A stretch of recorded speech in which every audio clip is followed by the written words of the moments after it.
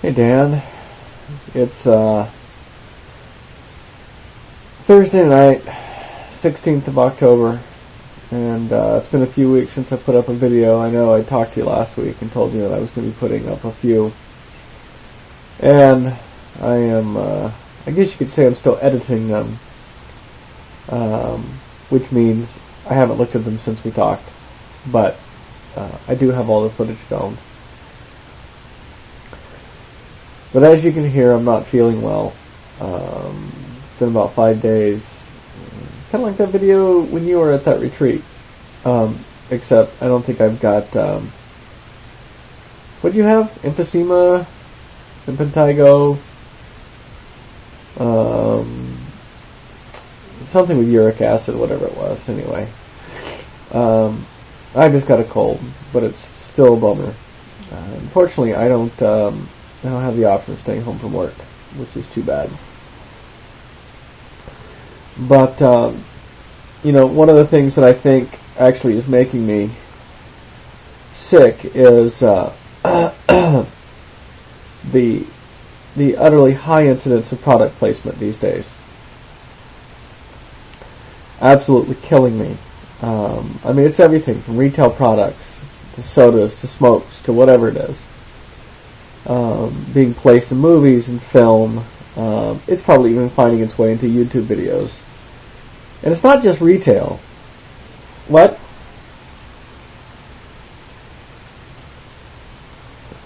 But, it's probably even like design and engineering firms as well. It's just... it's sad, it's everywhere. And I'm just not happy with it. So, I guess that's all I have to say about that. Talking about hair, by the way, I love your hair. I know you probably expect nothing less from me. But I'm really digging it. It's I like the stocking with the hole cut in the toe. You look like a big onion. It was really funny. In fact, we Beth and I are members isn't the right word. We are part of a community-supported agriculture group called Featherstone Farms, which is in the Wiscoy Valley, just up on top of the ridge and over and down into the draws. And once a week, we go to our local co-op. Of course, we have to be wearing Birkenstocks when we do this. But we go to our local co-op, and we get a community-supported agriculture box. And they actually call it the Grande box, which really irks me, for obvious reasons. I wanted it to be called the Big Mother. I think that would be a better name. Anyway, in this box, once a week, we get an assortment of vegetables, whatever happens to be in season that week. Which, of course, you never can really tell what's going to be based on growing conditions, weather, who feels like getting out and picking, all those things. But anyway, in our box this week was some really funny stuff. And in fact, when I watched your video and I walked into the kitchen, I immediately thought of you. So let me show you. This is too big to even get in the video here. Is called a daikon radish. Isn't this thing huge? Look at this here.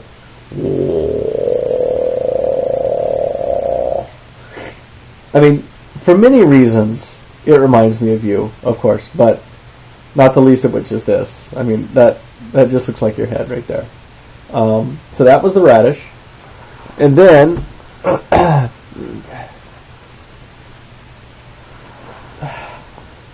this is the rutabaga. So if you ever get a hernia, this will be what you look like on the top and down below. So avoid the hernia. But anyway, that reminded me of you as well. I thought that was really funny. And this actually broke off. So be careful with those dreads because you could snap one right off, especially if it's really cold outside. Which, by the way, now I have another gift for you. One of these days I'll actually get them boxed up and sent off. So that's two gifts. One I got at Fleet Farm. One I had made. and then of course I'm gonna have to send something out for Sarah. And you still didn't answer my question about what Ron and Melissa would like as a housewarming gift, coffee or tea. So Ron and Melissa, if you're watching this, let me know. Don't let Dan know. He'll twist it. Let me know. I can get any kind of tea, yummy teas. I don't want any real teas, preferably. I've got this wonderful melon white, which is a white tea with a hint of melon in it. It's really quite something. Anyway, back to your hair. I really dig it. You know, what can I say? I've always been fond of lots of wacky hair. So I would say keep up the good work. You know, the only thing I want to know is how is this going over at work? You know, any issues with wacky hair at work? Or because you work for the tribe, the wackier the better. No, that didn't come out right. But there was one guy that you introduced me to who had exceedingly long hair. So what I'm guessing is that maybe the tribe is just a little more open to non-traditional male haircuts, which I think is good, because if anything, your hair qualifies for a non-traditional male haircut. So anyway, I actually had a dream last night that I had grown my hair back out again. It was really, really long. So I don't know. I probably will get tired of it one of these days and cut it all off again. So let's see. But I noticed that you wear that headband a lot. So do you wear that at work or when you're out? Oh, you know what? I was also thinking about your hair. Maybe it's actually the cause of your insubordination. Have you ever considered that? Maybe they think you're creepy because of it. So just something to think about. In fact, what I would do is I would do a test. I would shave your head, and then see if anybody's behavior changes. And maybe you'll actually get on a winning streak. That would be cool. So, anyway, that's it. That's all I've got. I'm going to stop this video, and I'm actually going to start another one and post that one separately, because I figured out how to post multiple videos on YouTube at one time. So I think I'll post 2 or 3 tonight. But I know you have a very short attention span, so perhaps you could watch it in 10-second chunks. Alright. Hopefully I'll get better. We'll talk to you later.